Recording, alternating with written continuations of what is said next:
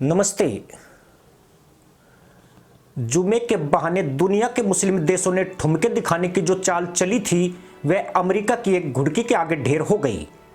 आतंकियों और उनके हमदर्दों ने कोशिश की थी कि सारे पिछवाड़े मिलकर इस दिन गधैया नृत्य करेंगे, मगर इनके पिछवाड़ों में इतना दम नहीं जो तेल चुपड़े लठ का वजन सह सके। यही कारण है कि जुमा जुबानी जमा खर्च और मुल्लाई बकलोली का दिन बनकर रह गया और मुसलमान आतंकियों की सलामती करके यह मुल्ला घर लौट आए। यानी दुनिया इनकी नौटंकी देख रही है और जिन आतंकियों के रहनुमा बनना चाहते हैं उनकी तशरीफ अलगोजे की तरह बज रही है। एक भी मुस्लिम देश की मत खड़ा होने की नहीं हो रही है, जबकि लोग यही कामना कर रहे हैं कि यह इजराइल से भिड़े और दुनिया से आतंकियों का बोझ कम हो। पर सारे के सारे जाहिल बकलोल और निकम्मे हैं। कल हमास ने ऐलान किया था कि जुमे के दिन दुनिया ऐसा मंजर देखेगी हर कोई दहल जाएगा। शाम होते होते आंखें सूज गई कि मुल्ला कुछ बड़ा करेंगे, लेकिन यह भी जाहिलों की खोखली बकलोली साबित हुई। दरअसल मुसलमान आतंकी और उनके हमदर्द अब भी यही समझते हैं कि युद्ध भी धूर्त मुल्ला पॉलिसी से लड़ा जा सकता है, इसलिए कोई भी उठाई गिरा कुछ भी बकलोली करके चला जाता है और लोगों का टाइम बर्बाद कर देता है।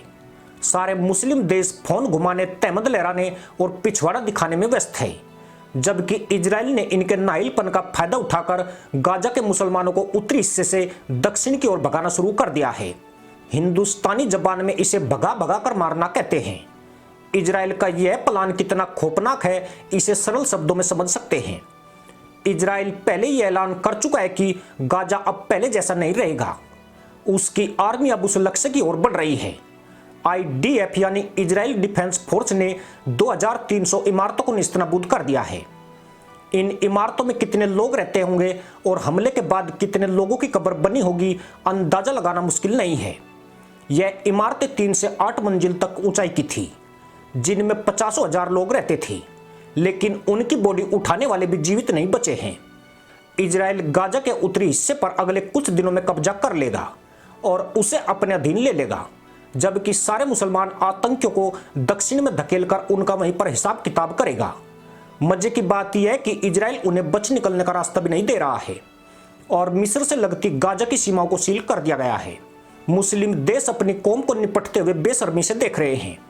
कुछ मौलाना 4 लोंडों के साथ बिठाकर किताब के फर्जी किस्से सुना रहे हैं और लोंडे खुशी से ताली बजा रहे हैं।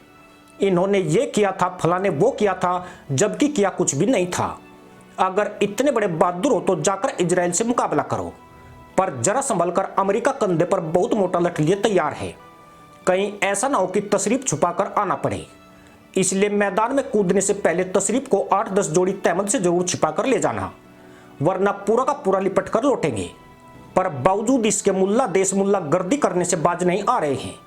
उन्होंने फिलिस्तीन के मुसलमान आतंकी समूह सराया अल कुदस और लेबनान के हिजबुल्ला को खड़ा करने की कोशिश की है। इसकी वजह यही है कि ये पीठ पर वार करने वाले धूर्त हैं, जो मक्कारी के असली तितलीबाज हैं। इसलिए खुद टक्कर लेने की बजाय असुरों को आगे किया जा रहा है। मुस्लिम देशों के सामने सबसे बड़ी समस्या यही है कि शेर के गले में कौन चुहा घंटी बांधेगा। सारे फटेरू कह रहे हैं कि इजराइल का मुकाबला मिलकर करे, लेकिन एक भी नहीं मिल रहा है। ईरान ने भी नया मोर्चा खोलने का आह्वान किया है, लेकिन इसे भी एक बकलोली कहे तो हैरानी नहीं होगी, क्योंकि जब तक इनके तहमंद सूखेंगे इजराइल अपना काम कर चुका होगा और गाजा गंजा होकर उन बालों को देख रहा होगा जिन्होंने एक वक्त उसकी खोपड़िया पर गंदगी फैलाई थी। पर बाल तो धुआं बनकर उड़ गए होंगे, क्योंकि गाजा पर जमीनी धावा बोलने की पटकथा लिख ली गई है और इजराइल ने फुल प्रूफ प्लान पर दस्तखत कर दिए हैं। रूस वाली गलती इजराइल ने नहीं दोहराई है, वह बहुत तेजी से हमला कर रहा है और मुसलमान आतंकियों को संभलने का मौका नहीं मिल पाया है। हमास के हमदर्द भी सख्ते में हैं, वह आतंकियों तक सहायता पहुंचा पाते उससे पहले इजराइल ने उनकी नाकेबंदी कर दी।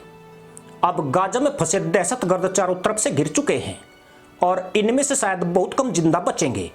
जो बचेंगे उन्हें इजराइल की बजाय किसी और मुस्लिम देश में भागना पड़ेगा, क्योंकि इस बार यूरोप या पश्चिमी देश इन लोगों को अपने यहां नहीं घुसने देंगे। इसी के साथ अनुमति दोस्तों, जय हिंद, वंदे मातरम।